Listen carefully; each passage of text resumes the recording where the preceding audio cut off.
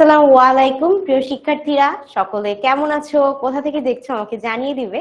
আশা করছি সবাই অনেক ভালো আছো। গণিতের আরো একটি নতুন ক্লাসে তোমাদেরকে স্বাগতম জানাচ্ছি। আজকের ক্লাসটিতে আমি আছি তোমাদের সাথে জারিন তাসনিম, এবং তোমরা আমাদের সাথে কে কে জয়েন করেছো এটা প্লিজ আমাকে একটু জানিয়ে দাও।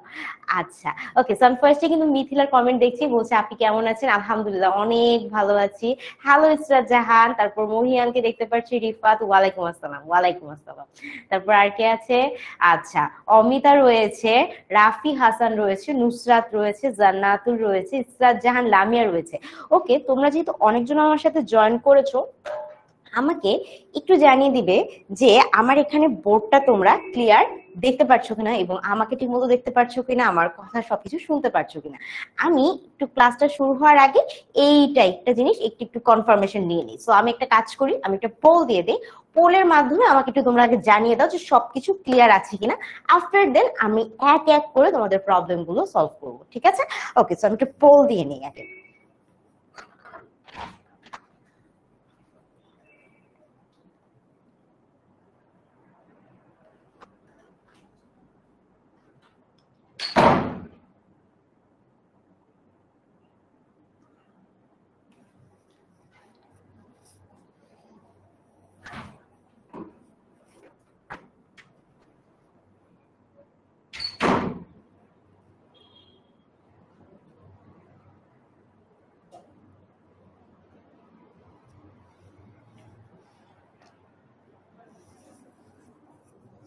ওকে, আমি দেখতে পাচ্ছি তোমরা সবাই সবকিছু ক্লিয়ারলি বুঝতে পারছো।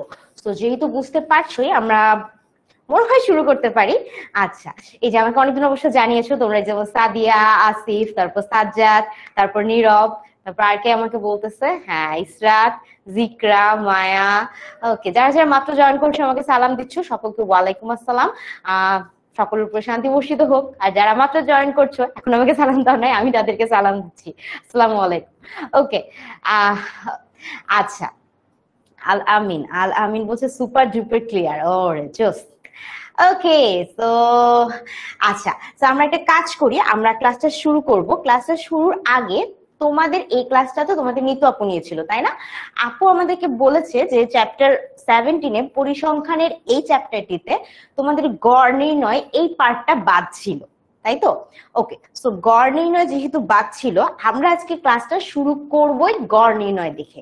গড় নির্ণয় দেখা হলে দেখা যাবে তোমাদের মানে প্রায় 50% প্রবলেম সলভ হয়ে যাবে।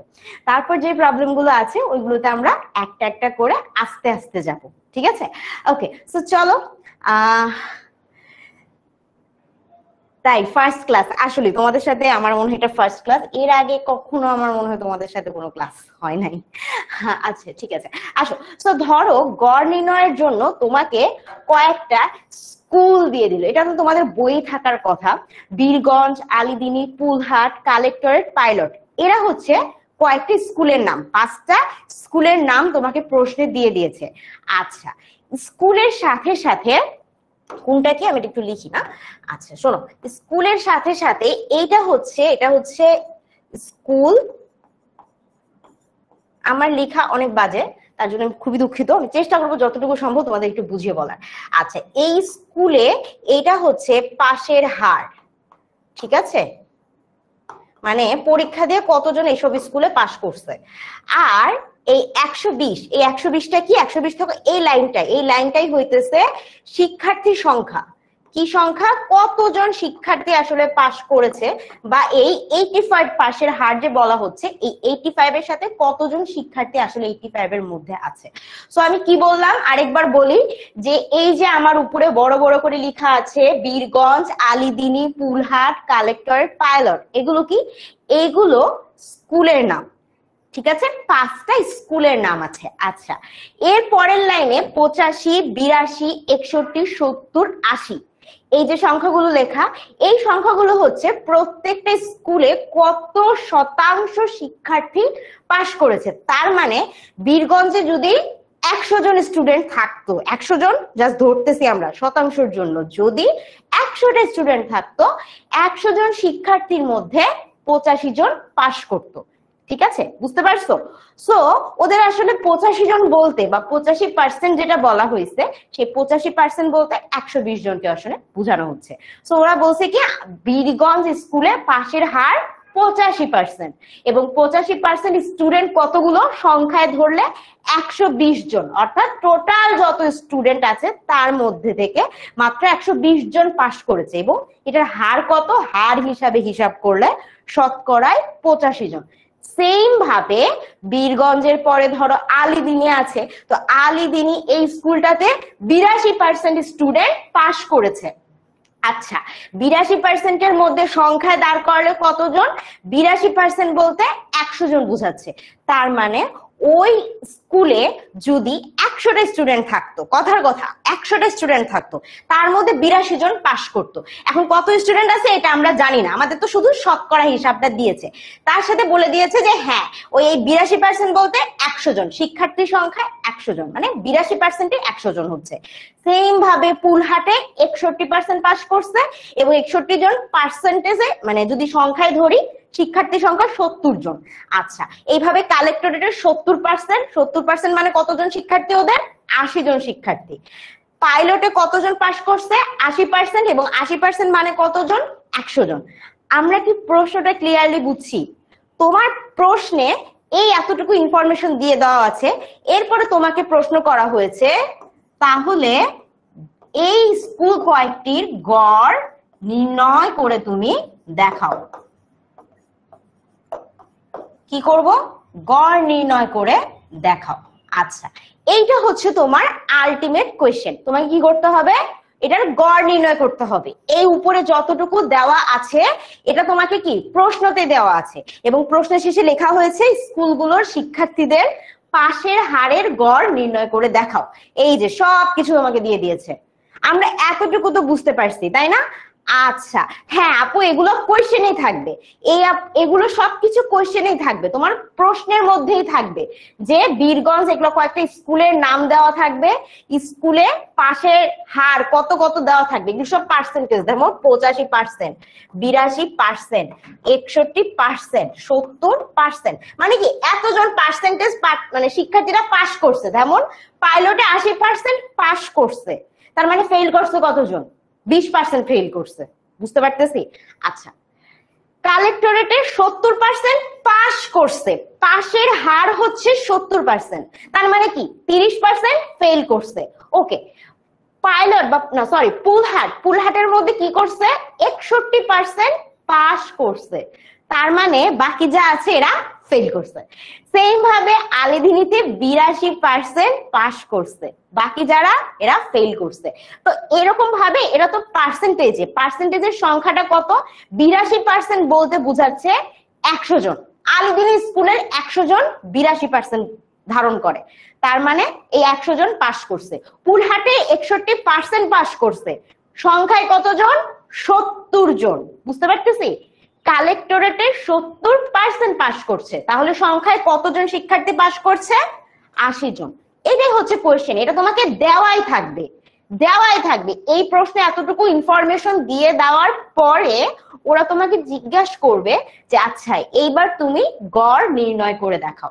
ঠিক আছে, এইবার তুমি গড় নির্ণয় করে দেখাও। এখন আমরা তো প্রশ্নটা বুঝতে পারছি, তাই না? প্রশ্ন ক্লিয়ার সবার? প্রশ্ন কি ক্লিয়ার? আমাকে একটু বলো তো যে প্রশ্ন বুঝছি কিনা, প্রশ্নে যা যা আছে এতটুকু ক্লিয়ার কিনা, আমাকে একটু জানিয়ে দাও।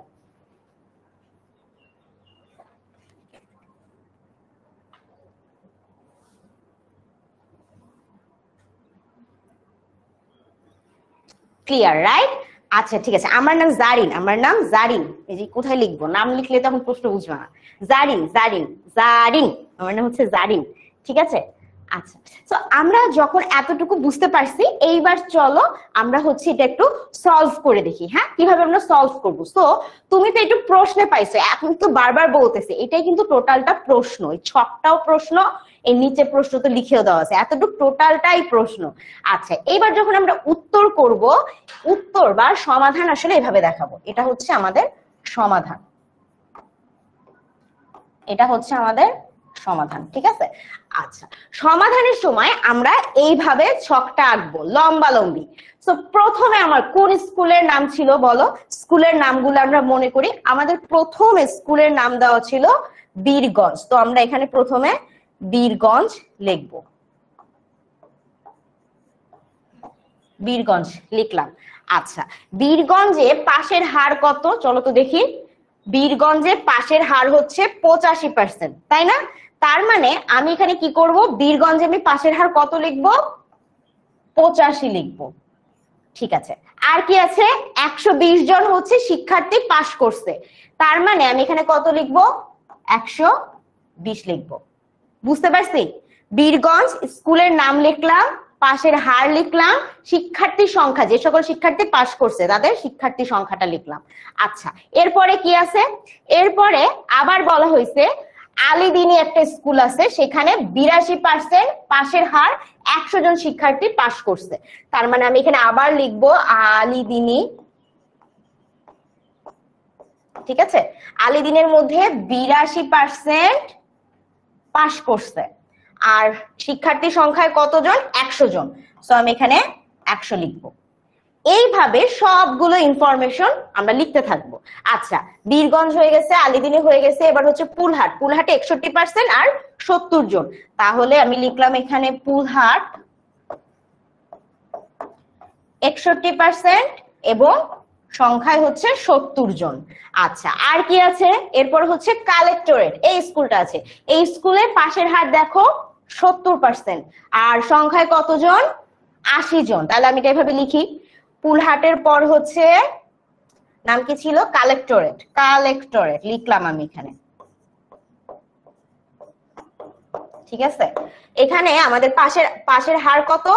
পাশের হার হচ্ছে 70 আর পাশ করছে 80 জন, তাহলে আমি এখানে লিখবো 70 আর পাশ করছে 80 জন। আমাদের লাস্ট স্কুলের নাম কি?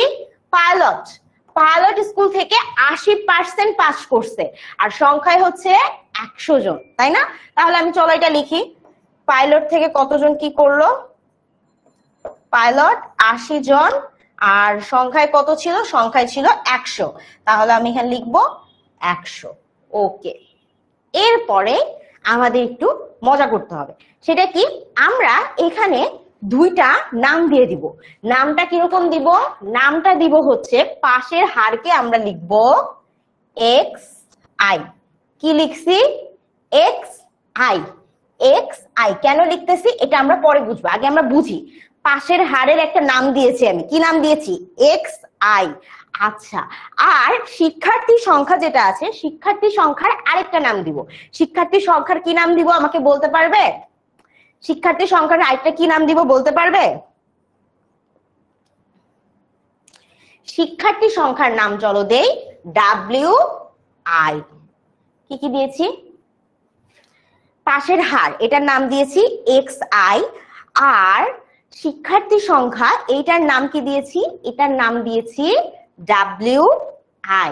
ওকে, এখন আমরা একটা ছোট্ট কাজ করব, সেটা হচ্ছে কি করব? সেটা হচ্ছে আমরা এখানে এটা গুণ করে দিব, এক্স আই গুণন ডাব্লিউ আই।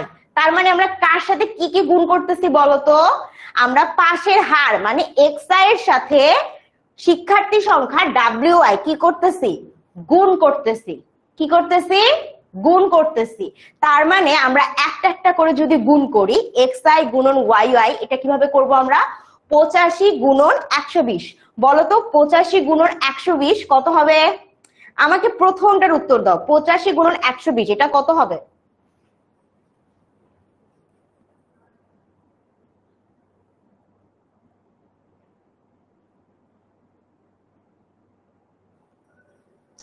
কোথায়? উত্তর তো পাচ্ছি না। 85 গুণন 120 এক্স আই, প্রথম বীরগঞ্জেরটা বলো, বীরগঞ্জেরটা বলো তো সবাই।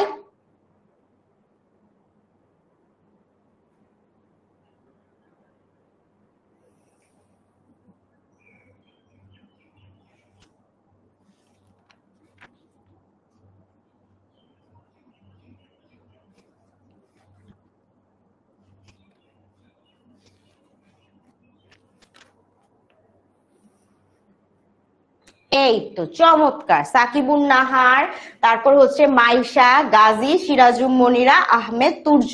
ওকে, সো কত আসতেছে আমাদের এখানে? 10200। এখন তোমাদেরকে একটা ইনফরমেশন দিই, তোমরা এখানে WY ইউজ না করে FIও ইউজ করতে পারো। কি ইউজ করতে পারো? FI দিয়ে বোঝানো হয় ফ্রিকোয়েন্সি বা কতগুলো সংখ্যা বা কতজন শিক্ষার্থী বা কতটা ওজন, এটাকে বোঝানো হয়। সো তুমি WI ইউজ না করে FIও ইউজ করতে পারো। চলো আমরা এখানে FI ইউজ করি। FI এর ইউজটাই বেশি দেখা হয় তোমাদের শ্রেণীতে, বড় হলে হয়তো তোমরা WI শিখবা। FI করে দাও, ঠিক আছে? WI লিখো না, এটাও FI লিখে দিই, ঠিক আছে? আচ্ছা, WI লেখা যায়, বাট FI লেখাটাই ভালো হবে তোমাদের জন্য, তোমাদের মনে হয় FI দিয়ে করানো হয়। আচ্ছা, সো প্রথমটা কত? 1020। কি করছি আমরা? পাশের হারের সাথে শিক্ষার্থী সংখ্যাকে গুণ করছি। আচ্ছা, নেক্সট আমাকে রিয়া বলতেছে, মাহির বলতেছে, কার সাথে কাকে? 82 সাথে 100, এই দুইটা গুণ করব, তাই না? সো আমরা 85 আর 100 গুণ করলাম, তারপর 82 এর 100 গুণ করলে 82, তারপর কত? দুইটা শূন্য, তারপরে কত? তারপরে কত? 8200 পরেরটা কত? আমাদের বীরগঞ্জ হয়ে গেছে, আলীদিনী হয়ে গেছে। পুলহাট, কালেক্টরেটের পাইলটেরটা বলো, পুলহাটটা কত? পুলহাটটা কত বলো তো?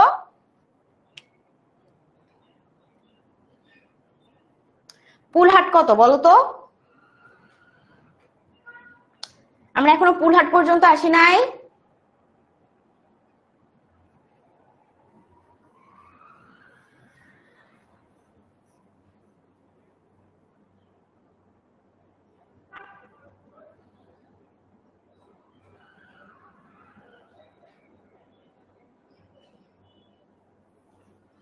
এই তো মহিমা, আরাফাত, সামিয়া, ইসরাত জাহান, অনন্যা, লতিফা, তারপর আর কে বলতেছে আমাকে? মাইশা, আরাফাত, সিরাত। নাইস, আমরা কিন্তু ওখানে বলতে পারতেছি, তাই না? তাহলে কি করছি? পুলহাট মানে কি? 61 গুণ 70, এটা গুণ করলে কত হয়? 4270 হয়, তাই তো? 4270, ঠিক বলতেছো তো?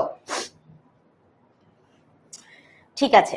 আচ্ছা, এর পরেরটাই বলি, আমরা এক এক করে বলতে থাকি। তাহলে কালেক্টরেটের কি হবে? 70 গুণন 80, 7 8 56, তাহলে 5600 হবে, তাই তো?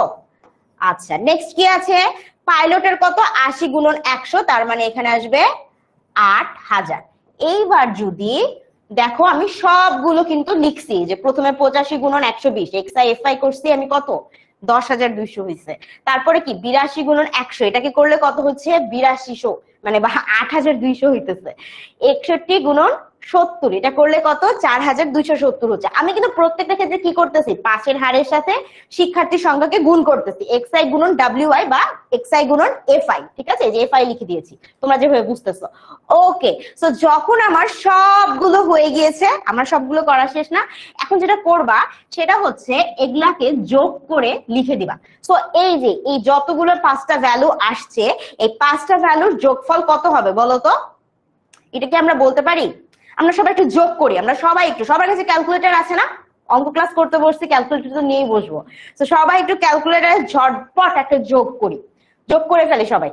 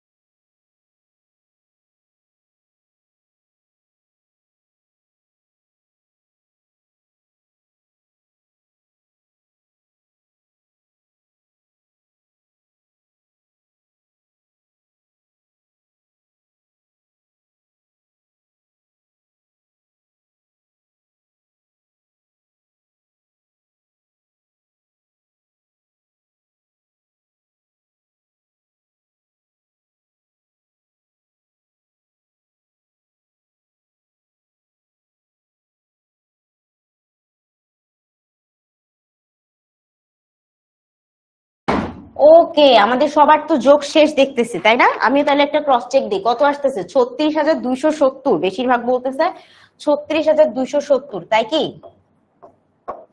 তাই নাকি? দেখি তো, একটা যোগ দিই তো আমি।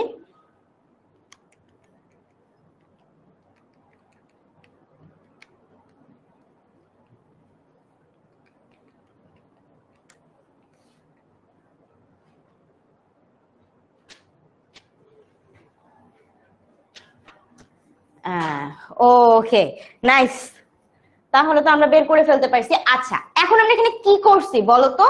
আমরা এক্স আই আর এফ আই এই দুইটাকে যোগ করছি, তাই করছি না? এখানে এই যে প্রথমে গুণ করছি, গুণ করে যেটা আসছে সেইটার একটা যোগ নামাইছি। এটাকে আমরা চাইলে এইভাবে লিখতে পারি, এটা হচ্ছে সামেশন চিহ্ন। জেনে রাখো, এটা হচ্ছে একটা ম্যাথের চিহ্ন, ঠিক আছে? এটা তোমার একটা অঙ্কের চিহ্ন, গাণিতিক একটা চিহ্ন। এই যে এরকম করে পাশ ভাবে যদি ডাব্লিউ কে লেখা হয়, ধরো ডাব্লিউটাকে উল্টা থেকে একটু এরকম করে শুয়ে থাকে ডাব্লিউ, এটাকে এমন করে দেওয়া হয়েছে, ঠিক আছে? তো এটাকে যদি এভাবে লেখা হয়, এটার সাইনের নাম হচ্ছে সামেশন। এটাতে কি বোঝায়? সামেশন। আমরা এখানে কাকে যোগ করছি বলতো? এক্স আই এফ আই, এই ঘরে যারা ছিল এদের সবগুলোকে আমরা যোগ করে দিয়েছি না? তার মানে সামেশন অফ, আমি এখানে কি লিখবো? X i f I.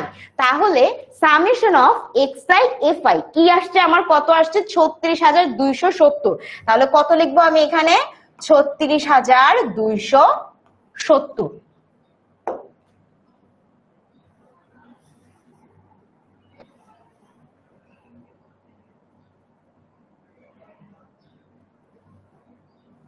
দেখো কি আসলো আমার এখানে? এক্স আই এফ আই সমান কি আসছে আমার? 36,270। 36,270। তাহলে এটা কি আমরা কি লিখলাম দেখো? Summation of x i f I. আমি এখন পর্যন্ত এই ছকে যা যা করছি, এতটুকু তোমাদের ক্লিয়ার কিনা? আচ্ছা, এতটুকু তোমাদের ক্লিয়ার কিনা? ওকে, হ্যাঁ, আমরা হচ্ছে মুক্তাদির হোসেনের কাছে আরেকটা উত্তর পাচ্ছি। তোমরা আমাকে বলো, যা যা করছি এটা এতটুকু ক্লিয়ার কিনা, এটা আমাকে আগে বলো। মানে এখানে যা যা হয়েছে এতটুকু ক্লিয়ার কিনা?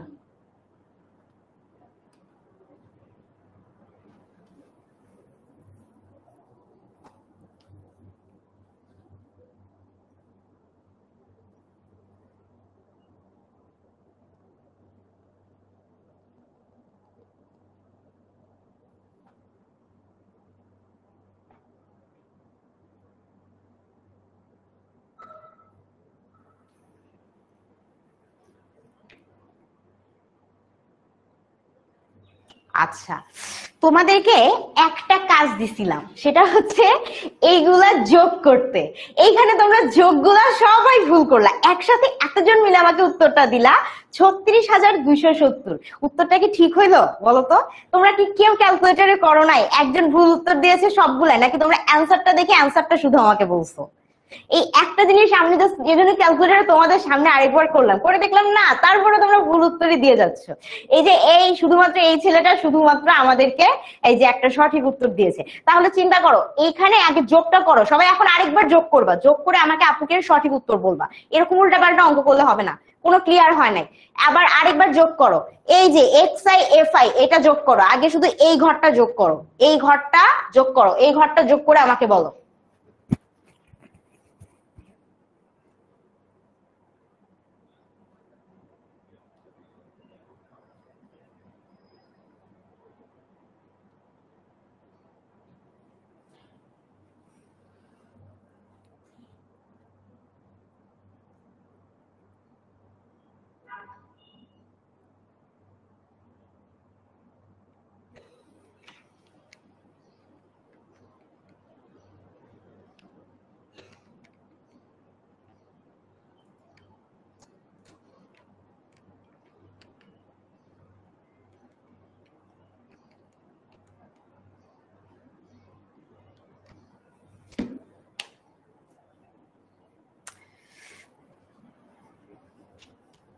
করছি, সবাই যোগ করছি?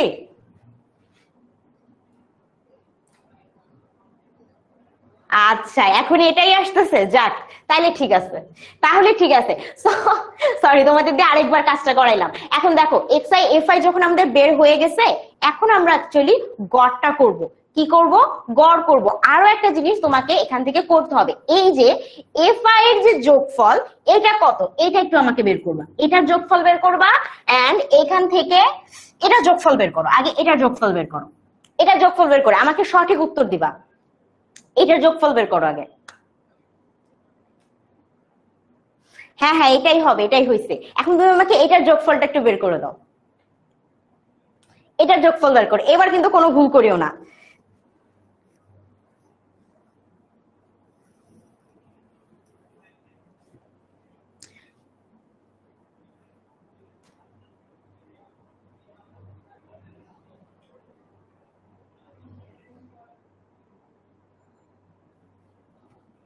কত আসে? এই তো ইসরাত উত্তর দিয়েছে, মহিমা উত্তর দিয়েছে। হ্যাঁ, এইবার কেউ যদি আর উল্টা পাল্টা উত্তর বলছো, কত আসতেছে? 470, রাইট? 470। এফ আই এর যে যোগফল করলাম এর নাম আমি কি দিব? n is equal to 470। কি লিখেছি? n is equal to 470। তাহলে আমরা এখান থেকে দুইটা জিনিস পাচ্ছি, এক্স আই এফ আই এর একটা যোগফল পেয়েছি, আর আমরা এফ আই বা n এর একটা যোগফল আমরা পেয়েছি। এখন হচ্ছে আমাদের হচ্ছে অ্যাকচুয়ালি গড়টা বের করতে হবে। তো গড়ের হচ্ছে একটাই সূত্র থাকে, গড়ের একটাই সূত্র থাকে।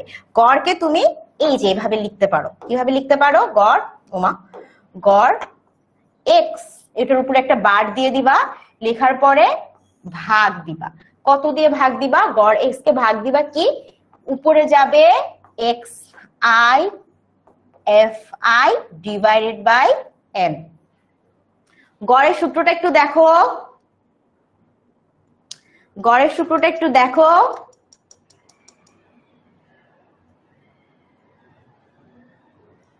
আচ্ছা ঠিক আছে,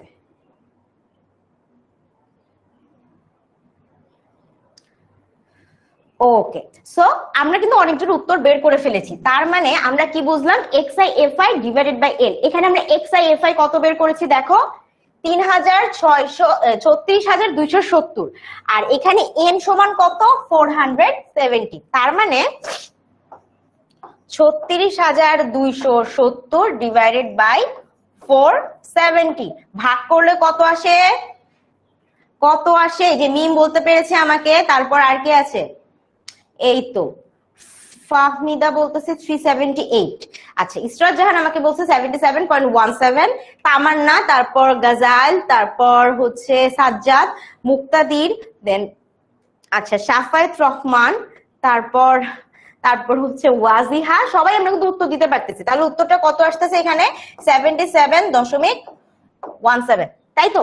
তাহলে এটাই কি? এটাই আমাদের হচ্ছে নির্ণয় গড়। এখন দেখো আমাদের পুরো প্রশ্নটা যদি আমরা খেয়াল করি, এটাই আমাদের প্রশ্ন ছিল।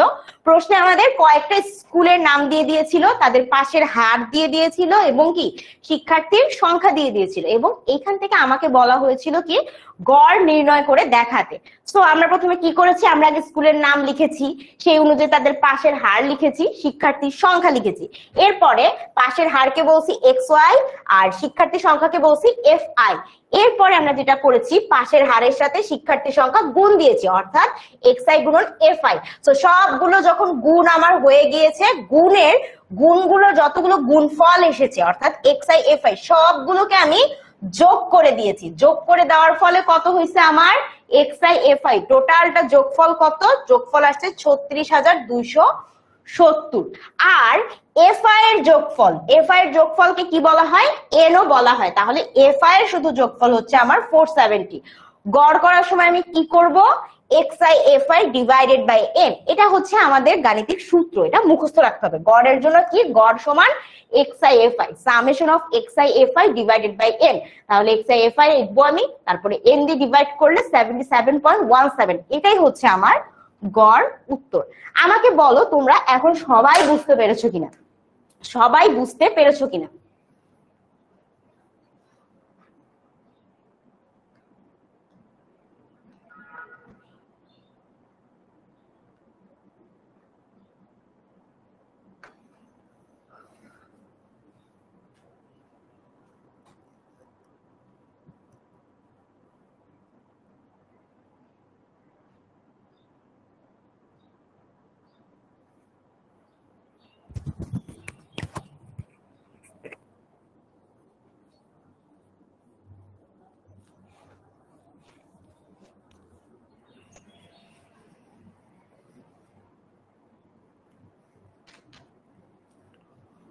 All clear, right? আচ্ছা, এখন তোমাদেরকে আমি ক্লাস শুরুর আগেই একটা হচ্ছে ফাইল মানে ফর্ম দেওয়া হয়েছিল, যেই ফর্মে তোমাদের প্রবলেমগুলো দিয়ে দেওয়ার কথা ছিল। তোমরা নিশ্চয়ই আমাকে প্রবলেমগুলো দিয়ে দিয়েছো, সো আমি একটা করে প্রবলেমগুলো সলভ করব, ঠিক আছে? একটা করে আমরা প্রবলেমগুলো সলভ করব। আচ্ছা, এই যে আমি আছি, আমি এখানেই আছি, আমি কোথায় যাব? আচ্ছা ঠিক আছে, সো গড় নিয়ে তো কোনো সমস্যা নেই। গড় যেহেতু নিয়ে সমস্যা নেই, আমরা এবার হচ্ছে আমরা একটা একটা করে প্রবলেম সলভিং এ চলে যাই। কার কার কি প্রবলেম ছিল এটা সলভ করি। সো সবার লাস্টে ফর্মটা ফিল আপ করেছে আচ্ছা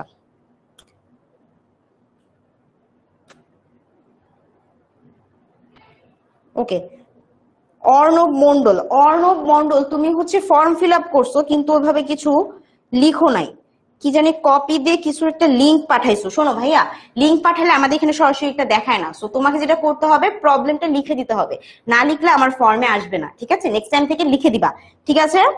আচ্ছা, এরপরে অর্ণবের পরে হচ্ছে আয়েশা সিদ্দিকা তাসনিম। সে বলেছে তার তার লেখচিত্রের সমস্যা আছে। লেখচিত্র বলতে আচ্ছা লেখচিত্র এবং অজীব রেখা এগুলোতে সমস্যা আছে, ঠিক আছে? মিথিলা খাতুন, সেও বলেছে তার অভিজ রেখা, তারপর হচ্ছে আর কি বহু রেখা গ্রাফ পেপার আঁকতে সমস্যা হচ্ছে, এক্স ওয়াই অক্ষ কোথা থেকে নিবে এটা বুঝতে পারছে না, ঠিক আছে? সো আমাদের অনেকজন অনলাইনে ক্লাস করলে কি আর বাইরে কোথাও পড়তে হবে না? অনলাইনে ক্লাস করার পর তুমি এত সময় কোথায় পাবা যে বাইরে পড়বা? পড়া লাগবে না, সবকিছু করা হয়ে যাচ্ছে, তোমার প্রবলেম গুলো আলাদাভাবে সলভ করা হচ্ছে, ক্লাসে বেসিক পড়ানো হচ্ছে, কুইজ নেওয়া হচ্ছে, হোমওয়ার্ক দেওয়া হচ্ছে, তারপর বাইরের কি পড়বা তুমি? পড়ারই বা কি থাকবে, ঠিক আছে? আচ্ছা, তো প্রথমে আমরা হচ্ছে একটা কাজ করি, আমরা আয়শা আর মিথিলার যে প্রবলেমটা, অর্থাৎ প্রথমে মিথিলা থেকে শুরু করি। মিথিলা কি প্রবলেম দিয়েছে? মিথিলা বলতেছে যে তার সমস্যা হচ্ছে যে সে কোথা থেকে এক্স ওয়াই অক্ষ ধরবে এটা বুঝে না। আচ্ছা, ধরো একটা গ্রাফ পেপার, আমরা একটু গ্রাফ পেপার বের করি, যে কোনো একটা গ্রাফ পেপার বের করি, দাঁড়াও।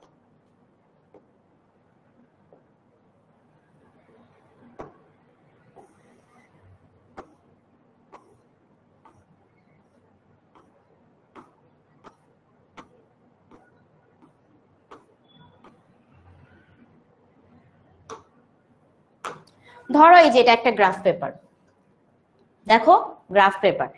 গ্রাফ পেপারের তুমি কোথায় এক্স আর কোথায় ওয়াই ধরবে এটা তুমি বুঝতে পারতেছো না, তাই না?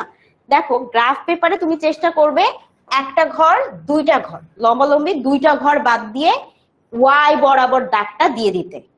দুইটা ঘর আমি বাদ দিছি, দেখো এখানে একটা ঘর, তারপরে একটা ঘর, তারপর একটা আমি ওয়াই এর লাইনটা টেনে ফেলছি। তারপরে কি করব, আমি এক্স এর লাইন টানবো কিভাবে? এক্স এর লাইনও আমি সেম ভাবেই টানবো। এক্স এর লাইনও আমি এই যে দেখো একটা ঘর দুইটা ঘর, এই দুইটা ঘর আমি বাদ দিয়ে এইখান থেকে ধরো এক্স এর লাইনটা টেনে দিছি। তার মানে দুইটা অক্ষ, ওয়াই অক্ষ আর এক্স অক্ষ, মানে কি ওয়াই এর দাগটা আর এক্স এর দাগটা দেখো এই যে এই পয়েন্টটাতে এসেই কিন্তু জোড়া লাগতেছে, মানে কি এদিক দিয়ে ওয়াই আসতেছে এদিক দিয়ে এক্স যাচ্ছে, এইখানে এই জায়গাটায় এরা কি এরা একজন আরেকজনকে ক্রস করতেছে না? তো যেখান থেকে এটা ক্রস করতেছে ওইটাকে তুমি জিরো ধরবা। আমি কি বুঝাতে পারছি? যেই জায়গায় এক্স আর ওয়াই ক্রস করতেছে ওই জায়গাটাকে জিরো ধরবা, তার আগেও না তার পরেও না। দেখো এখানে আমি এটার নাম দিলে যদি দেই ওয়াই আর এটার নাম যদি দেই এক্স, তাহলে এক্স আর ওয়াই অক্ষ কোন জায়গায় জোট বাঁধতেছে বলতো? এই জায়গায়। তার মানে এক্স আর ওয়াই অক্ষ যদি এই জায়গায় জোড়া লাগে বা এই জায়গায় তারা যদি একজন আরেকজনকে ক্রস করে, এইটাকেই তুমি ধরবা জিরো জিরো। কি ধরবা? জিরো জিরো ধরবা। আচ্ছা ওকে, সো আমাদের জিরো জিরো এটা ধরবা। তাহলে আমার মনে হয় মিথিলার প্রবলেমটা এখানে সলভ হয়েছে। মিথিলা বলতে চাচ্ছিল যে কোথায় কি এক্স আর ওয়াই ধরবে সেটা বুঝতে পারছে না, ঠিক আছে? মিথিলার পরে আমাদের আরো একটা প্রশ্ন আমরা পেয়েছিলাম, সেটা হচ্ছে যে আমরা কিভাবে এই রেখাগুলো আঁকবো বা কিভাবে আসলে বহুরেখা মানে বহুরেখা এই পয়েন্ট গুলো আসলে দিব, বহুভুজ তৈরি করব। এখানে তো একটা প্রবলেম দেওয়াই আছে, এটা অজীব রেখা অঙ্কনের প্রবলেমই। তো চলো আমরা বরং প্রবলেমটা আসলে দেখি যে এটা কিভাবে করা হয়েছে। দেখো প্রশ্নে দেওয়া হয়েছে, এই যে এটা প্রশ্নটা আমরা একটু পড়ি সবাই। এই যে এটা প্রশ্ন, ঠিক আছে? এই যে এটা প্রশ্ন কি বলছে, কোন শ্রেণীর ৬০ জন শিক্ষার্থীর 50 নম্বরের নাম্বারটা কত, টোটাল নাম্বার ছিল 50 নম্বরের সাময়িকী পরীক্ষায় প্রাপ্ত নম্বরের গণসংখ্যা নিবেশ, গণসংখ্যা নিবেশ সারণী দেওয়া হলো, সারণী থেকে অজীব রেখা অঙ্কন করো। কি বলা হয়েছে দেখো, যাদের যাদের অজীব রেখায় প্রবলেম আছে তারা প্লিজ এটা একটু বুঝে নিবা। অজীব রেখা যাদের যাদের প্রবলেম আছে তারা প্লিজ প্রশ্নটা একটু ভালো করে পড়ে নাও বা বুঝো, এই একটা ম্যাথ বুঝলে তুমি সবগুলা বুঝবা। আচ্ছা এখন আসো, তো কোন শ্রেণী কি বলছে, কোন একটা ক্লাসের 9 হইতে পারে, 10 হইতে পারে, 7 হইতে পারে, 6 হইতে পারে, যে কোনো একটা ক্লাসে টোটাল শিক্ষার্থী 60 জন আছে, 60 জন স্টুডেন্ট আছে। আচ্ছা ওই ক্লাসে 50 মার্কের টোটাল একটা পরীক্ষা হইলো, পরীক্ষাতে কে কত পেয়েছে বা মানে কতজন কত থেকে পেয়েছে, কত থেকে কতর মধ্যে কতজন পেয়েছে, ধরো 1 থেকে 10-এর মধ্যে পেয়েছে 8 জন, এরকম করে পুরা নাম্বারের মধ্যে কে কতজন কতটার মধ্যে পেয়েছে এইটা দেওয়া হয়েছে। তার মানে প্রথমে তারা দেখো এটা প্রশ্নের মধ্যে, এটা কিন্তু প্রশ্নের পার্ট, এই পুরাটাই কিন্তু প্রশ্ন, ঠিক আছে। এইখান থেকে একটা অজীব রেখা তোমাকে অঙ্কন করতে হবে। সো প্রাপ্ত নম্বরের শ্রেণী ব্যবধান, শ্রেণী ব্যবধান জিনিসটা কি, তুমি এটাকে ভাগ করে দিবা। তো দেখো 50 নাম্বার মানে মার্কস কতজন পেতে পারে, যারা কিচ্ছু পারে নাই তারা পাইছে গোল্লা, যারা সব পারছে তারা পাইছে কত, তারা পাইছে 50-এ 50, তাই না। তাহলে মার্কটা হইতে পারে কত থেকে কত, 0 থেকে 50 পর্যন্ত। কেউ কিন্তু যতই কম পাক 0-র কম পাইতে পারবে না, পাবে কি, নেগেটিভ মার্কিং এর কথা তো বলে নাই। আচ্ছা আর যে যতই বেশি পাক সব করে ফেলুক, আইনস্টাইন চলে আসলেও কিন্তু 50 মার্কের বেশি পাইতে পারবে না। কারণ কি, কারণ এটাই হাইয়েস্ট মার্ক, এটাই হচ্ছে মানে এত মার্কের মধ্যে পরীক্ষাটা হয়েছে। সো 0 থেকে 50-এর মধ্যেই সবাই মার্ক পাবে। এই 60 জন শিক্ষার্থী মার্কটা কতর মধ্যে থাকবে, 0 থেকে 50-এর মধ্যে। এইবার আসো, প্রাপ্ত নম্বরে যখন আমি শ্রেণী ব্যবধান করব, আমি এই 0 থেকে 50 মার্কস গুলোকে কি করব, ভাগ ভাগ ভাগ ভাগ করে দিব। কি করে দিব, ভাগ করে দিব, ঠিক আছে। সো প্রথমে আমি কি নিয়েছি, 1 থেকে 10 নিয়েছি, মানে প্রথম 10 জন বা 10 মার্কের মধ্যে কতজন স্টুডেন্ট পেয়েছে, 1 থেকে 10-এর মধ্যে কারা পেয়েছে, ঠিক আছে, একদম Lalu value student. So Lalu value student কতজন, 8 জন, যারা কি, যাদের মার্ক 1 থেকে 10-এর মধ্যে, ঠিক আছে। আচ্ছা 11 থেকে 20, এরপর একটু লালু ভালুর চেয়ে একটু ভালো, এরকম কতজন আছে, 12 জন। আচ্ছা এরপর কত, 21 থেকে 30, ঠিক আছে, এরা একটু পড়াশোনা করে আসছে, তো এরা হচ্ছে 15 জন আছে এরকম। 21 থেকে 40 মোটামুটি ভালোই পড়াশোনা করছে, একটু একটু ভুল করে ফেলছে, তো এরকম কতজন আছে, প্রায় 18 জন। 31 থেকে 40-এর মধ্যে এদের মার্কস। আচ্ছা আর 41 থেকে 50 একদম টপ স্টুডেন্টস, তো টপ স্টুডেন্টস কতজন আছে, এরকম ওই ক্লাসে 7 জন আছে যাদের মার্ক 41 থেকে 50-এর মধ্যে। তো লালু ভালু আছে 8 জন, তারপর একটু ভালো হচ্ছে 12 জন, তারপর মোটামুটি পড়ছিল 15 জন, ভালোই পড়ছিল কিন্তু পরীক্ষাটা খারাপ হয়ে গেছে 18 জন, আর সবসময় টপ করা 7 জন। আমাদের সবকিছু দেওয়া আছে, এটার উপরে আমাদের অজীব রেখাটা আঁকতে হবে। সো আমি কিভাবে আঁকবো, আগে আমরা প্রাপ্ত নম্বরের ব্যবধান ওরা যেটা দিয়ে দিছে এই যে সেটাই কিন্তু আমরা লিখছি, ওরা ভাই যা দিয়ে দিবে আমরা তাই লিখবো, ঠিক আছে। ওদের আগে কি করলাম, প্রাপ্ত নম্বরের শ্রেণী ব্যবধান ওরা যেটা দিয়ে দিছে আমরা এই যে পুরা কপি টু কপি, ঠিক আছে, কপি করলাম। আচ্ছা গণসংখ্যাও কি তারাই দিয়ে দিছে, সো উঠাও গণসংখ্যা যা দিয়ে দিছে আমরা সব গণসংখ্যা একদম পাই টু পাই করলাম। এবার আমাদের কি করতে হবে, এবার আমাদের কিছু করতে হবে, সেটা হচ্ছে ক্রমযোজিত গণসংখ্যা। ক্রমযোজিত গণসংখ্যাটা কিরকম, প্রথমে আসবে 8, ঠিক আছে, এরপর কি 8-এর সাথে 12 যোগ হবে, সো 8 আর 12 যোগ করলে কত হয়, 20। 20-এর সাথে কত যোগ হবে, 20-এর সাথে আবার 15 যোগ হবে, পরেরটা যোগ হবে। আচ্ছা 20-15 মিলে হচ্ছে 35, 35-এর সাথে আবার কত যোগ হবে, 18 যোগ হবে, সো এটা কত হবে, 53। 53-এর সাথে কত যোগ হবে, 7 যোগ হবে, 7 যোগ হলে কত হবে, 60 হবে। সো ক্রমযোজিত গণসংখ্যাটা কিভাবে হইতেছে, এটার সাথে এটা প্রথমে যোগফল যেটা আসতেছে সেই যোগফলের সাথে আবার পরেরটা যোগ, তারপরে যে যোগফল আসতেছে তার সাথে পরেরটা যোগ, তারপরে যেই যোগফলটা করে যেটা আসতেছে সেটার সাথে লাস্টেরটা যোগ, এবং লাস্টেরটা থেকে যেটা আসতেছে এটাকে আমরা ফাইনাল ধরে নিচ্ছি। কি ধরে নিচ্ছি, ফাইনাল ধরে নিচ্ছি। এবং মজার ব্যাপার হচ্ছে ক্রমযোজিত গণসংখ্যা সেটা কি হবে, সেটা টোটালটার সমান হবে। টোটাল স্টুডেন্ট কতজন ছিল, 60 জন না? টোটাল স্টুডেন্ট কতজন ছিল, 60 জন, তাই তো? দেখো আমি ক্রমযোজিত গণসংখ্যার উত্তরও কিন্তু আমার 60 আসতেছে। মনে রাখবা কখনো যদি তোমার ক্রমযোজিত গণসংখ্যার যেটা আসবে উত্তর লাস্টেরটা, ওইটার সাথে টোটাল কতজন ছিল ওইটার যদি না মিলে, তুমি বুঝবা তোমার অঙ্ক ভুল হয়েছে কোথাও। তো অঙ্ক ভুল হইলেই একমাত্র তোমার এইটার সাথে এটা মিলবে না। কোনটার সাথে কোনটা মিলবে না বলছি, এই যে গণসংখ্যার যেটার জন্য গণসংখ্যার জন্য করছো না, গণসংখ্যার ক্রমযোজিত গণসংখ্যা যেটা বের করছো ওইটার সাথে টোটাল গণসংখ্যা বা টোটাল স্টুডেন্ট যদি না মিলে সংখ্যাটা, তাহলে তুমি বুঝবা তোমার অঙ্ক ভুল হয়েছে। তো আমি এখানে ক্রমযোজিত গণসংখ্যা 8 এর সাথে 12 যোগ করছি, যোগফলের সাথে পরেরটা মানে 15 যোগ করছি, তারপরে যেটা যোগফল নামছে তার সাথে 18, তারপরেরটা যোগ করছি, এবং তারপরে যে যোগফল নামছে আমার 53 সাথে লাস্টে 7 যোগ করছি। যোগ করার পরে আমি 60 পাইছি, আমার টোটাল স্টুডেন্টও 60 ছিল। আমার এতটুক ডান। এইবার আসো আমরা অজীব রেখা কিভাবে আঁকবো। অজীব রেখা আমি কিভাবে আঁকবো, দেখো আমি যেটা করছি সেটা হচ্ছে ছকে কাগজের কি করছি, উভয় অক্ষে প্রতি ঘরকে 2 একক ধরে প্রদত্ত উপাত্তের ক্রমযোজিত গণসংখ্যার অজীব রেখা অঙ্কন করা হলো। তার মানে ছকে উভয় পক্ষের প্রতি একককে 2 ঘর ধরছে, অর্থাৎ এই যে এই দুইটা মিলে কত, দুইটা মিলে ধরো 1, ঠিক আছে? আচ্ছা বিচ্ছিন্ন সীমারেখা, শ্রেণী সীমারেখা, অবিচ্ছিন্ন শ্রেণী সীমারেখা, হ্যাঁ বলা হবে, সমস্যা নাই। দুইটা মিলে একটা ঘর ধরছে। সো এরকম করে করে তারা করছে। এন্ড দেন দেখো এখানে আমাদের কি ছিল, প্রাপ্ত শ্রেণীর যে ব্যবধান 1 থেকে 10, 11 থেকে 20, 21 থেকে 30, 31 থেকে 40, 41 থেকে 50, এই শ্রেণীর যে ব্যবধান, শ্রেণীর ব্যবধানটা তারা কোথায় রাখছে, শ্রেণীর ব্যবধান হচ্ছে x অক্ষ বরাবর। এটা কি, এটা হচ্ছে শ্রেণীর ব্যবধান।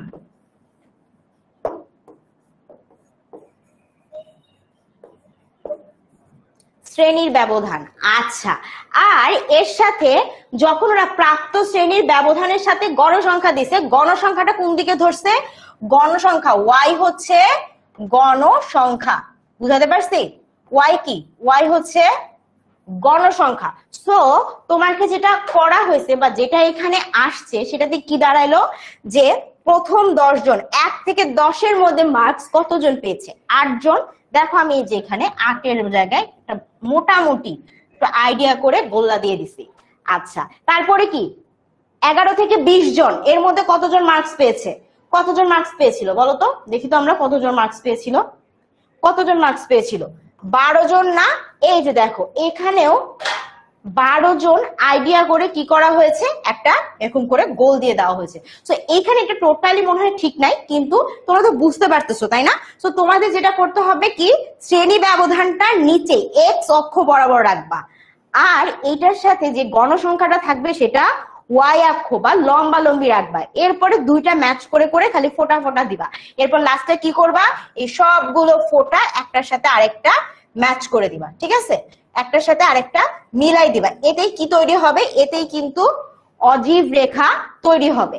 আর এমন যদি কখনো হয় যে এখানে ফোঁটা এই পর্যন্ত গেছে, তারপর আবার একটা ফোঁটা এখানে আসছে, আরেকটা এখানে আসছে, আরেকটা হয়তো এখানে আসছে, তো কি দাঁড়ালো তোমার, এমন যাবে, এমন যাবে, এমন যাবে। দেখো এটা একটা বহুভুজ তৈরি করছে। তো যদি কখনো রেখাগুলো এমন এমন হয়ে আসে, তখন সেটা কি তৈরি করবে, তখন সেটা অজীব রেখা দিয়ে বহুভুজ তৈরি হবে, ঠিক আছে? মানে কি একটা আকৃতি আসবে। শুধু যদি একটা লাইন এরকম আঁকা বাঁকা যায়, এটা কিন্তু কোনো আকৃতি না, এটাকে আমরা কি বলবো, এটাকে আমরা রেখা বলবো।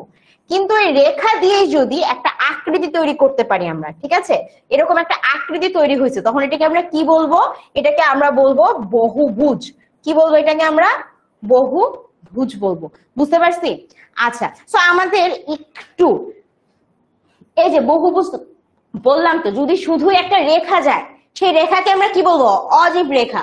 কিন্তু যদি ওই রেখা দিয়ে আবার একটা শেপের মধ্যে আসে, তখন সেটাকে আমরা বলবো বহুভুজ। এটা তোমার আলাদা করে করতে হবে না, তুমি যখন এই অনুযায়ী পয়েন্ট বসাইতে থাকবা, ওইটা অটোমেটিক এইরকম করে রেখাটাই যেরকম আঁকা বাঁকা, ওই যে এইরকম হয়ে ধরো আবার নিচে নেমে এরকম একটা আকৃতি তৈরি করবে, এটা নিজে নিজেই হবে। অঙ্ক যেটা তোমাকে দেওয়া থাকবে ওইটা থেকে নিজে নিজে হবে, তোমার কিচ্ছু করার নেই। তুমি শুধু ওই যে পয়েন্ট গুলো বসায় বসায় চলে যাবা, দাগ টেনে দিবা, দেখো এটা নিজে নিজেই হয়ে গেছে। সো এটাকে আমরা বলতেছি বহুভুজ। এটা তোমার করার কিছু না, তুমি জাস্ট এই সেম অঙ্কই করবা। এখন আমাকে বলো যে এই বহুভুজ অজীব রেখা এটা ক্লিয়ার কিনা।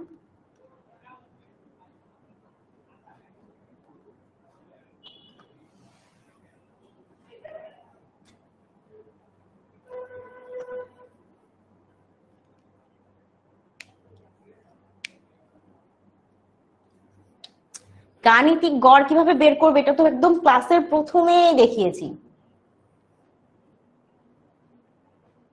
দেখি বাকিদের কি সমস্যা ছিল, আমি এটা আরেকটু দেখে নিই। আচ্ছা, সো ওকে,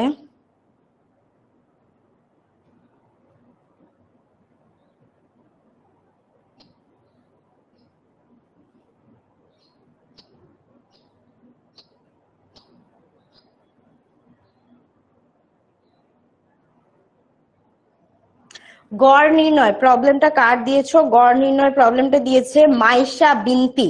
ঠিক আছে, গড় নির্ণয় বুঝতে পেরেছি না আমরা? গড় নির্ণয় কিন্তু ক্লাসের প্রথমে আজকে দেখিয়ে দিয়েছি, তোমাদের যেহেতু পড়ানো হয়েছিল না এই জন্য ক্লাসের প্রথমে অঙ্ক করেছি। তো গড় নির্ণয় তো আমরা শিখছি, আমার মনে হয় এটা নিয়ে আর কোনো সমস্যা নেই। আচ্ছা ঠিক আছে, আমাকে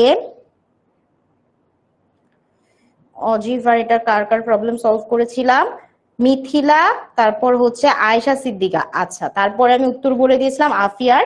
দেন আমাকে কাকন একটা প্রশ্ন করেছে যে আপু আমার স্কুল টিচার অজীবে এখান থেকে 5 ঘর ইকুয়াল টু 10 একক নিয়েছে, এই ম্যাথটা আমরা কিভাবে করব? আচ্ছা, 5 ঘর সমান 10 যদি নেয়, 5 ঘর সমান 10 একক, তাই তো বলতে চাচ্ছ তুমি? সো আমরা প্রথমে আগে একটু বুঝে নেওয়ার চেষ্টা করি। দেখো তোমাকে দেখাচ্ছি কার প্রবলেমটা ছিল এটা। হ্যাঁ ওকে, কাকন, তাই না? কাকন, দেখো তোমার সমস্যাটা সলভ করছি। তোমার স্কুলের টিচার কি করেছে? 5 ঘর সমান 10 একক নিয়েছে। নরমালি আমরা অঙ্ক করার সময় কি করি? আমরা এক ঘর একটা একটা ছোট্ট বক্স গ্রাফ পেপারে এটা সমান আমরা 1 একক ধরে নেই, তাই না? এটাই কিন্তু আমরা বরাবর করে আসি, আমাদের হিসাবের সহজ হয়। তো তোমার স্কুল টিচার কি করেছে? তোমাদের স্কুল টিচার 5 ঘর মানে একটা ঘর, দুইটা ঘর, চারটা ঘর, পাঁচটা ঘর, 5টা ঘর সমান 10 একক করছে, তাই তো? ঠিক আছে, এটাতে কোনো সমস্যা নেই। তো তোমাকে এখানে একটা ছোট্ট ক্যালকুলেশন করে নিতে হবে। তার মানে তুমি বুঝতে পারতেছো 10 একক, 10 একক সমান এখন 5 ঘর। তার মানে 1 একক সমান কত? 1 একক সমান কত? 5 ভাগ 10 সমান সমান কত? হাফ বা 0.5 ঘর, তাই না? তার মানে একটা ঘরের অর্ধেক। এতটুকু তো বুঝতে পারছো, তাই তো? তো তুমি যখন অজীব রেখাটা আঁকাবা, ধরো তোমাকে 5 করতে হবে, 5 না, ধরো তোমাকে 8 বানাইতে হবে। তো তুমি ঘরে কতটুকু যাবা? 8। 8 এর জন্য তুমি কি করবা? 1 ঘর যাবা, 2 ঘর যাবা, 3 ঘর যাবা, 4 নাম্বার ঘরকে তুমি 8 ধরবা। কেন? কারণ একটা ঘরে অর্ধেক যায়, তাহলে এই অর্ধেকে তুমি 1 আসছো, তারপরে অর্ধেকে 2 আসছো, না সরি হ্যাঁ 2 এ তুমি একটা ঘর পার করছো, তারপর 3, তারপর 4, তারপর 5, তারপর 6, তারপর 7, তারপর 8। সো তুমি এই জায়গায় এসে আলটিমেটলি 8 নাম্বার ঘরটা পারছো। বুঝতে পারছো কাকন?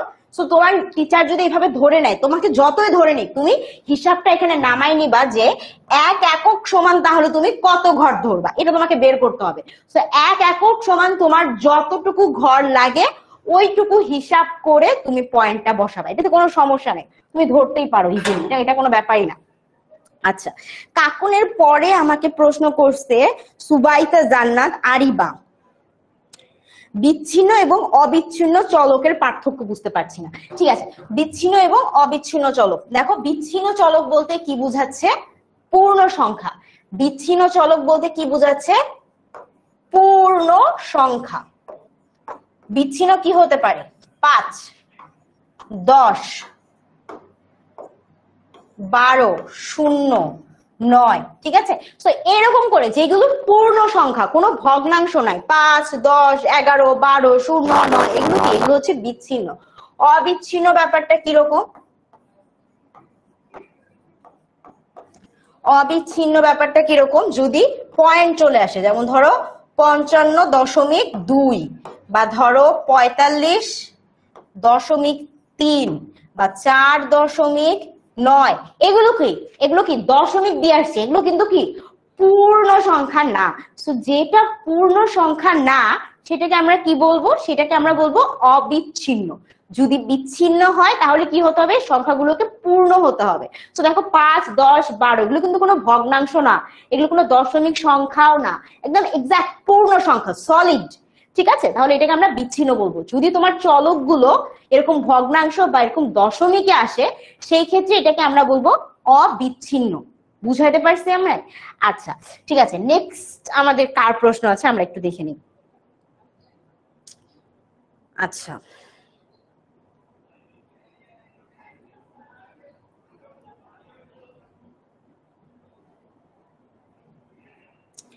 কাকনের পরে বিচ্ছিন্ন অবিচ্ছিন্ন চলক বললো হচ্ছে আমাদের সুবাইতা, তারপর হচ্ছে সাদিয়া পুষ্প বলেছে অজীব রেখা বহুভুজ বুঝি নাই, তো বহুভুজ এবং অজীব রেখা দুটাই কিন্তু বুঝিয়ে দিয়েছি। আর এরপর হচ্ছে আমাকে ইউসুফ কাজী নাইম সে বলছে যে গড় হার নির্ণয় করা শিখায় নাই। আচ্ছা তোমাকে আমি গড় নির্ণয় করা শিখাইছি না? ধরো গড় আসছে 50, 50 যদি গড় হয়, ধরো গড় হচ্ছে 50, এই আগের গুলো বাদ দাও, আগের গুলো ধরো বাদ, এগুলা দেখতে যাও না। হ্যাঁ আচ্ছা, গড় গড় সমান আসছে 50, তাহলে গড়ের হার তুমি কিভাবে বের করবা? গড়ের হার তুমি কি বের করবা? 50 না, 50টা কি 50-এর মধ্যে টোটাল কত আছে তাকে দিয়ে, ধরো টোটাল যতই থাক, এটা তোমার প্রশ্নে তো তোমার থাকবে, তার সাথে 100 গুণ দিবা। 100 গুণ দিলে যেটা আসবে সেটাই কিন্তু হার। আমরা জানি যে কোনো পার্সেন্টেজ বা হারের ক্ষেত্রে আমরা 100 দিয়ে গুণ করি। তো তোমার যে গড়টা বেরোবে তাকে তুমি যদি 100 দিয়ে গুণ করতে পারো তাহলে তুমি গড়ের হারটা নির্ণয় করতে পারবে। আচ্ছা এরপরে আমাকে কি প্রশ্ন করেছিল?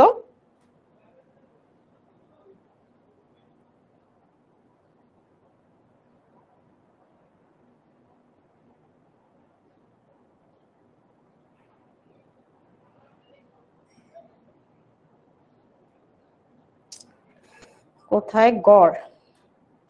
ওকে, মাইশাও বলছে গাণিতিক গড়, সো গড় তো আমি পড়িয়ে দিয়েছি। গড় নির্ণয়, গড়ে অনেকের সমস্যা ছিল। আচ্ছা কেন্দ্রীয় প্রবণতা এবং গাণিতিক গড় বুঝি না, গাণিতিক গড় তো শেষ। কেন্দ্রীয় প্রবণতা, প্রবণতার প্রশ্নটা কে করেছে? নাজিফা কাউসার। আচ্ছা প্রবণতা বলতে কি বুঝায়? ধরো কয়েকটা সংখ্যা আছে, কয়েকটা সংখ্যা আছে যেগুলো অবিন্যস্ত। অবিন্যস্ত আর বিন্যস্ত বুঝো তোমরা? অবিন্যস্ত মানে হচ্ছে যেগুলো সাজানো নাই, এলোমেলো ভাবে আছে। ধরো একটা নতুন পেজ নেই আমরা, কয়েকটা সংখ্যা আছে, ঠিক আছে, 1, 3, 5, 7, ঠিক আছে, তারপর তার আগে ধরো আছে 11, এখানে একটা 15, তারপর এখানে 3, তারপর এখানে 51, 7, 64, ঠিক আছে। এগুলো কি? এগুলো হচ্ছে অবিন্যস্ত। মানে কি? মানে দেখো এলোমেলো, 11, তারপর 15, তারপর আবার 3, তারপর আবার 51, তারপর মাঝখানে আবার 7, তারপর 64। এগুলো যেগুলো এলোমেলো অবস্থায় আছে এটাকে আমরা বলি অবিন্যস্ত। কি বলি এটাকে? অবিন্যস্ত। তার মানে কি? মানে এগুলো গোছানো নাই, গোছানো নাই, এই জন্য আমরা এটাকে বলতেছি অবিন্যস্ত। এবার চলো এটাকে আমরা বিন্যস্ত বানাই। বিন্যস্ত কিভাবে বানাবো? এটাকে আমরা সাজিয়ে লিখবো। তো সবার ছোটকে এখানে 3, তাই না? সো ফার্স্টে আমি 3 লিখবো, 3-এর পরে কি আছে? 7, তারপর আমি 7 লিখবো, 7-এর পরে আরেকটু বড় কে আছে? 11, 11-র পরে আছে 15, 15-র পরে 51, সবশেষে 64। এখন এটাকে কি হইলো? এখন এই জিনিসটা হলো বিন্যস্ত। বিন্যস্ত মানে কি বললাম আমরা? সাজানো। সো উপরে যে কয়টা ছিল এরা কি ছিল? অবিন্যস্ত ছিল বা সাজানো ছিল না। কিন্তু এখন এখানে যারা যারা আছে এরা কি? এরা সবাই আছে সাজানো। চিন্তা করো, সাজানো যে কয়টা আছে, সাজানোর মধ্যে যদি আমরা খেয়াল করি আমরা দেখব যে 11 আর 15 এরা কিন্তু খুব কাছাকাছি, বা 7, 11, 15 এরা কিন্তু খুব কাছাকাছি। অর্থাৎ বিন্যস্ত সংখ্যা বা যেগুলো হচ্ছে অবিন্যস্ত থেকে এরকম করে যদি সাজানো যায়, বিন্যস্ত করা যায়, বিন্যস্ত করার পরে কিছু সংখ্যা মাঝখানে এসে একটু কাছাকাছি বিহেভ করে, ঠিক আছে? যেমন 7-এর পরে অল্প একটু ডিস্টেন্সে কিন্তু 11, আবার 11-এর পরে কি অল্প একটু ডিস্টেন্সে 15, এরপরে কিন্তু বাকিরা আবার অনেক পার্থক্য আছে, তাই না? অনেক পার্থক্য আছে। তো আমরা যেটা দেখতেছি যে মাঝখানে যারা থাকে তারা একটু কি, তারা একটু কাছাকাছি বা কম ব্যবধানে থাকে। এই যে মাঝখানে সাজানোর পরে মাঝখানের সংখ্যাগুলো যে কম ব্যবধানে থাকে তাদেরকে আমরা কি বলতে পারি? তাদেরকে আমরা বলতে পারি মধ্যক। কেন? তারা মাঝখানে আছে, ঠিক আছে? তারা মাঝখানে আছে, এটাকে কি বলতেছি আমরা? মধ্যক। এরপর কি বলবো? যেহেতু তারা মাঝখানে অনেক বেশি আছে। তোমার প্রশ্নটা কি ছিল বলো? তোমার প্রশ্নটা ছিল কোথায়?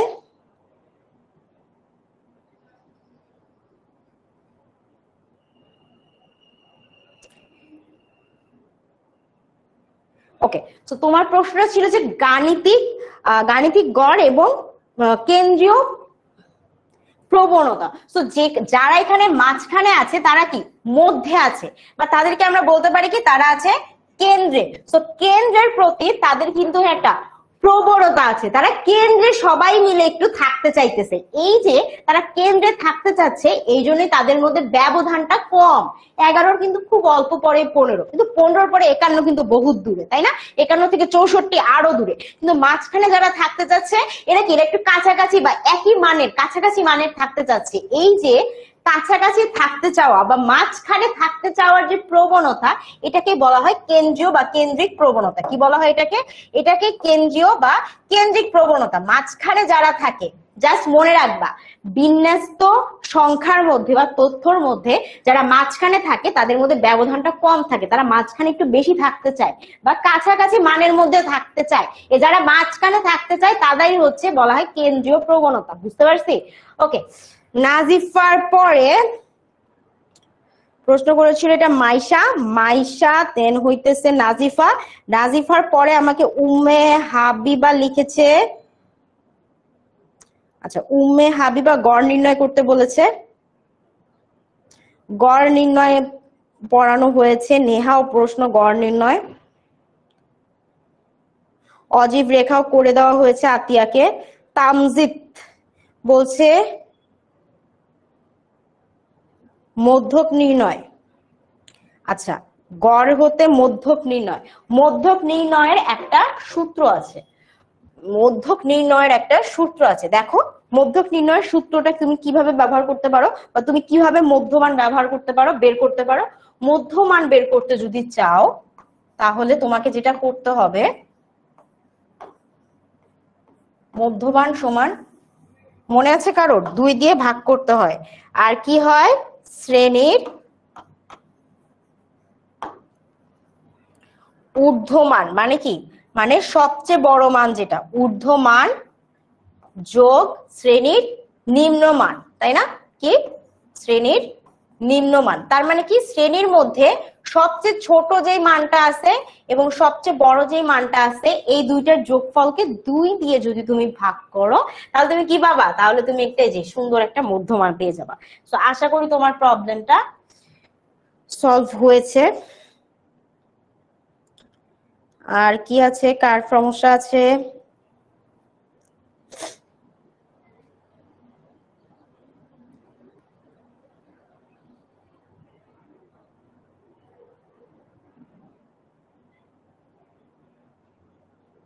উপাত্তের গড় নির্ণয় তো দেখিয়েছি। এই প্রশ্নটা কে করেছে আমাদেরকে? সাদিয়া জান্নাত বলছে। আচ্ছা,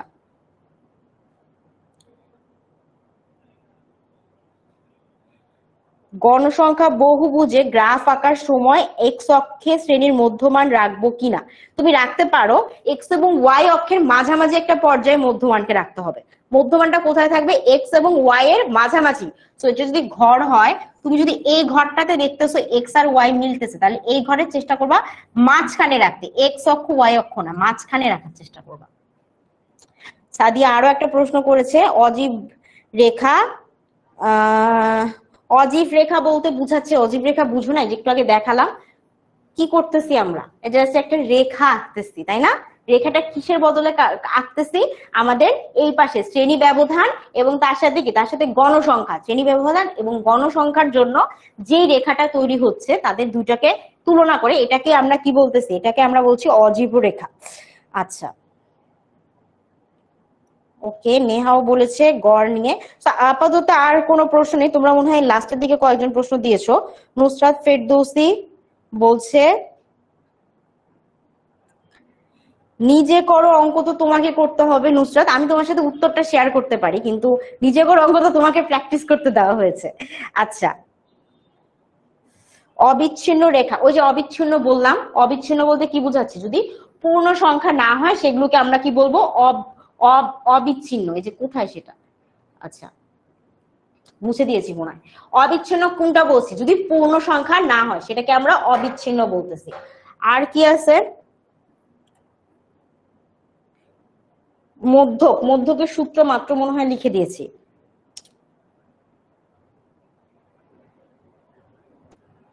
সংক্ষিপ্ত পদ্ধতিতে গড় বের করা, সংক্ষিপ্ত পদ্ধতিতে গড় বের করা। দেখো গড়ের একটাই সূত্র, গড়ের কিন্তু তোমাকে আমরা একটা সূত্রই পড়াইছি। দেখো এটাই পড়াইছি, এটাই সব জায়গায় কাজ হবে। এক্স এর মান দিয়ে কি করছি আমরা? X i f i divided by কত? ডিভাইডেড বাই হচ্ছে এন, তাই না? এই একটা সূত্রই কিন্তু তোমাকে পড়াইছি এবং এটাই হচ্ছে তোমাদের গড়ের আলটিমেট সূত্র।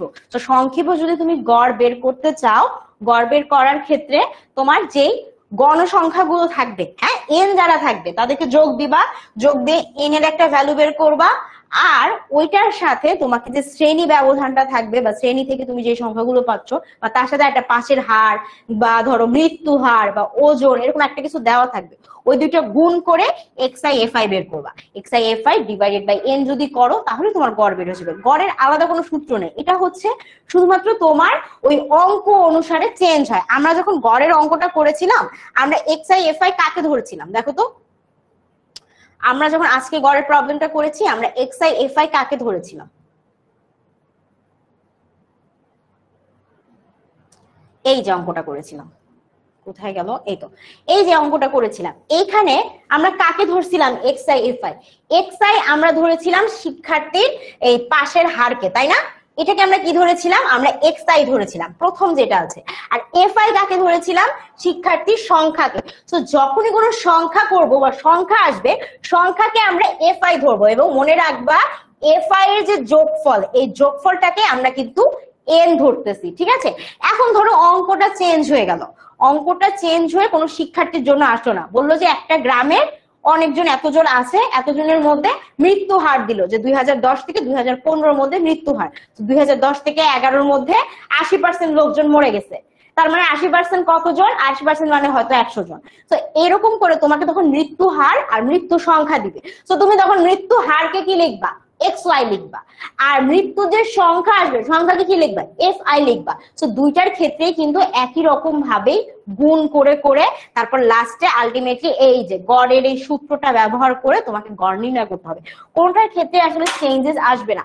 তো আশা করি বুঝতে পেরেছো, এবং তোমাদের প্রবলেম গুলো তোমরা দিয়ে দিয়েছিলে, আমরা ওখান থেকে সলভ করার চেষ্টা করেছি। একটা অঙ্ক করা বাকি ছিল, অঙ্কটাও দেখিয়ে দিয়েছি। হোপফুলি তোমাদের মানে প্রবলেম সলভ হয়েছে, হেল্প হয়েছে, বুঝতে পারছো? ঠিক আছে, তোমাদের যদি এটা ছাড়াও আরো কোনো প্রবলেম থাকে তাহলে আমাদের নেক্সট কিউএনএ যে ক্লাসটা হবে সেই ক্লাসে প্রবলেমটা দিয়ে দিবা। আর এটা ছাড়া আর কোনো প্রবলেম থাকলে আমাকে হচ্ছে, আমি আজকে ক্লাস শেষে একটা ভিডিও দিব, ভিডিওর নিচে আমাকে একটু জানাই দিবা যে আপু এই জিনিসটা বুঝি নাই, ঠিক আছে, এই জিনিসটা বুঝতে পারি নাই, এটা একটু বুঝাই দেন। সো ইয়া, তোমাদের সাথে ক্লাস শেষে দেখা হবে আবার অন্য কোনো সময়।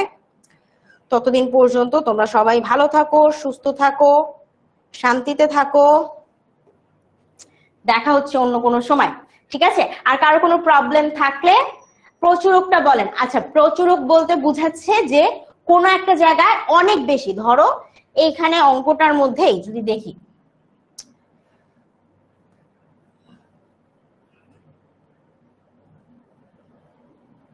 পাওয়াই মুশকিল। আচ্ছা ঠিক আছে, আমি এখানেই দেখাই দিই।